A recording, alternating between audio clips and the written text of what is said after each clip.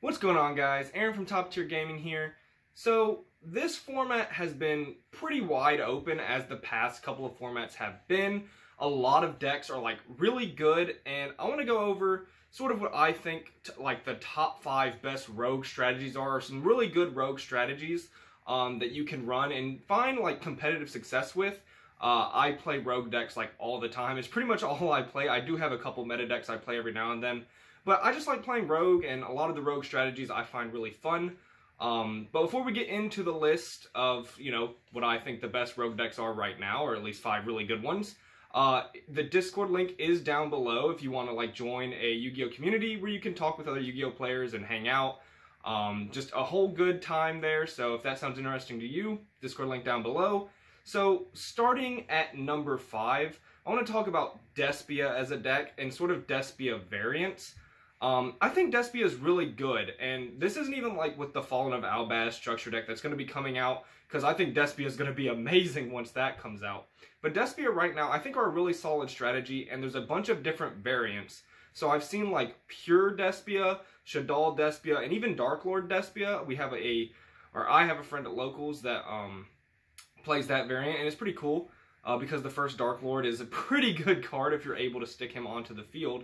But yeah, Despia has like just infinite resources almost. Like I play a bunch of resource heavy decks that like to grind and just have a big strategy in the grind game, and Despia can keep up with the best of them. Like Despia with Aluber and the Despia field spell, the resource game feels infinite. It just has a lot of really good cards inside the engine itself, with cards like Branded Opening, Branded in Red. The deck's gotten some really great support overall that I think put it at a really solid tier 2-ish, rogue-ish. It's really hard to decide what is actually meta and what is rogue at the moment, because again, every deck is good and it looks like almost any deck can top. We do have like almost a solidified top 5, I think.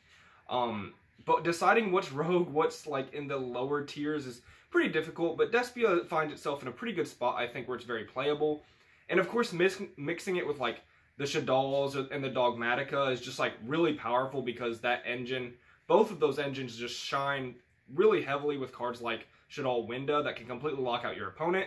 Despia looks really strong, and I think it's a really cool deck. And yeah, I've just seen it have some pretty good success, and it seems strong. So that's why it's number 5 on this list. Going on into number 4, this is a deck I think a lot of people have slept on since the previous ban list, or the previous one before the last one we got. I'm talking about Dinosaur. So ever since Mist got hit to 1, this deck has been kind of under the radar.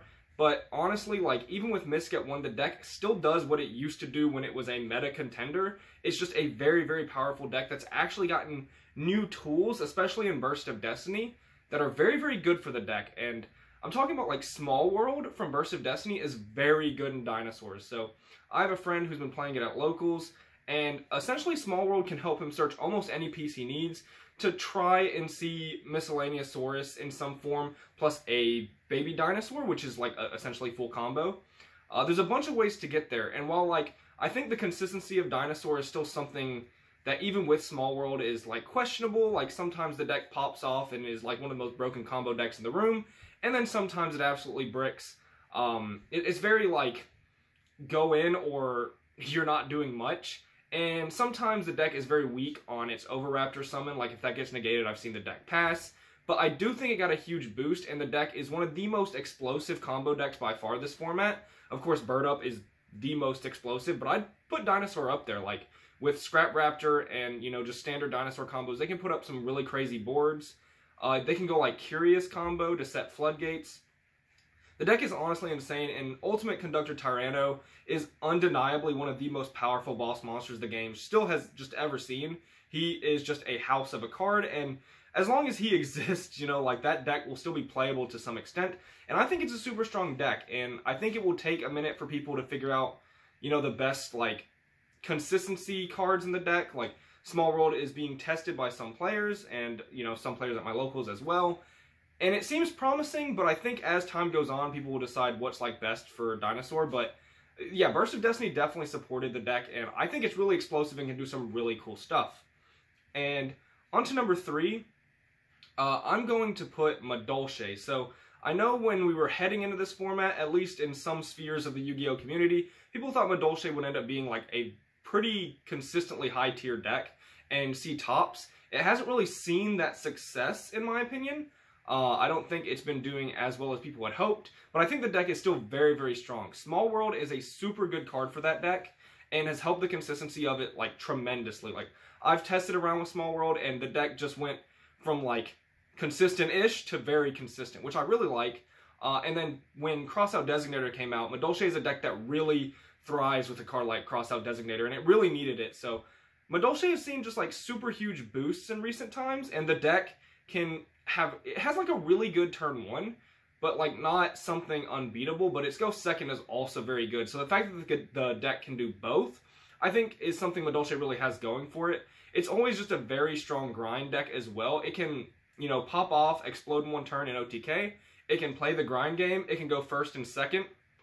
It's got like a lot of tools at its disposal. And this is the reason I think Madolche is just like actually super good. So, you know, if you feel like playing Madolche, I think now is just like a good time. I don't think it really has bad formats. The thing about some decks this format is Fluandereeze is pretty good, so if you have a problem with Statue, like that can be annoying. Some Bird Up list play it. I think most people are off Statue and Bird Up and more on Apex Avian, but the Statue is something you gotta be prepared for. Like, some decks that I think would be good this format aren't good because like Fluandereeze are being played, either because it's new or because it's really good. I think the deck's good. I don't think it's like in the top tier, but it's good enough where it's something you have to be worried about, especially when almost every deck seems really good right now. But yeah, I think Madolche are a very strong contender and definitely worthy of number 3 on this list. And now going into number 2, I still haven't decided if this deck is tier 2, tier 1.5. It could even be tier 1. I'm not quite sure. That's what I meant earlier when I was saying, like, I don't really know how we're deciding what's tiered right now because everything, again, is just so good. But I'm going to put Hero at number 2. Some people are going to argue this deck is like meta right now with the release of DPE, but I think with like the way tournaments have been shaping up and the deck's like play rate at events, I think it's definitely able to be called Rogue still in some, you know, some ideas would lead you to believing it's Rogue. But the deck is really, really strong. I think it's super powerful and slept on by many. Going first, the deck can put up like Dark Law, of course, and the Absolute Zero Mask Change into Acid, as well as DPE, so, like, that is very good, and DPE also helped kind of save the deck from Nibiru, because now instead of, you know, Hero Combo leads to Nibiru token, Hero Combo now leads to Nibiru token plus DPE, which is, like, not terrible. But Crossout Designator also helped this deck. I've seen some lists not play it, but playing it to get around Nibiru for the deck is very strong, because the deck doesn't have its negate. But yeah, DPE, Dark Law, Absolute Zero, blow your opponent's field first turn is very, very good for a deck that is generally like a go second deck. I don't know if I'd call it a go second deck now, but the deck has always been a good go second deck because it can OTK out of nowhere. The deck has multiple different ways to put up like 10,000 plus damage very easily, even clearing your board with Absolute Zero along the way. It can dodge interrupts with Mask Change on its like Vion and stuff like that, which I think is very cool. Hero is a fan favorite archetype, and I think it just like, especially with Destroy Phoenix Enforcer, in case DPE is being mixed, or like that's what I mean by DPE is Destroy Phoenix Enforcer. Yeah, like I think that was huge support for the deck because Fusion Destiny is an amazing starter in the deck, so the deck got like another starter as well. Honestly, I think the deck's fantastic, and I know there are a bunch of hero players that love to play heroes, and this is just like a really good time because, yeah, heroes seem very, very good. But yeah, I think that's all I'm really going to say about heroes. Actually, I will say I am working on a very strange hero list right now, so hopefully deck profile for up in the coming month. I just like ordered all the cards, have been testing with it. It's very different from your conventional heroes, not like a meta version, but it's going to be a blast. So if you are excited to see that, stay tuned. But going on into what I'm considering number 1 on this list, absolutely no bias at all. I would never put bias in this video to make my number 1 decision. This is completely and wholly based on statistical analysis. And yeah, number 1 is Earth Machine, because Earth Machine best deck. So if you don't follow this channel, maybe you don't know I'm a big fan of Earth Machine, but I have multiple deck profiles on the channel. One of my favorite decks just of all time, probably. I can pretty easily say top 5 favorite decks of all time. the deck is amazing. It's like super consistent because it has, 12 to 14 one-card starters. It has an amazing first turn that only really ends on a Link 2, but surprisingly, that's pretty much what the deck does, is it puts a million resources in grave, sets up some back row with an Anger Knuckle, and yeah, I mean, you can set up Super Doors first turn as well. But the deck, in my opinion, can outgrind every single deck in Yu-Gi-Oh! As of right now, and the only deck in, I think, Yu-Gi-Oh's entirety of its lifespan, its entire history, is like full power Sky Striker can keep up with the grind of Earth Machine, and that's mostly due to actually cards like Shark Cannon stopping Earth Machine's grind, in my opinion. The deck has a Pot of Avarice monster that can be recycled with a Daigusto Emerald Trap card, which can lead you to have like 7 Pot of Avarices, as well as Super Bullet grinding by adding resources back. Like when a deck has 7 Pot of Avarices, pretty much an out to everything that exists. Like it really does have an out to almost everything. It's pretty good. Like the deck can make some insane go second plays. In fact, the deck is super good at go first and go second in my opinion, because it gets to run cards like Urgent Schedule, which are just bombs going second. Absolutely fantastic deck. No bias at all. Once again, I would never put bias in the video. This is statistical analysis, okay? Earth Machine is the best deck in Yu-Gi-Oh! That's my final closing statements on that. There is no deck better.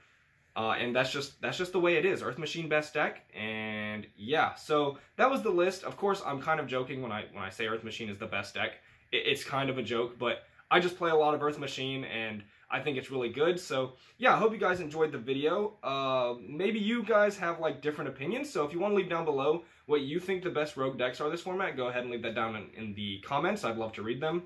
If you support what we do here, please consider giving a like and subscribe for more top-tier Yu-Gi-Oh! Content. I feel like I phrased that really weird in my outro. I can't even talk. My outro was really out of it, but that's just the way it is. So, this has been Aaron from Top Tier Gaming. Hope you guys enjoyed. Bye, YouTube.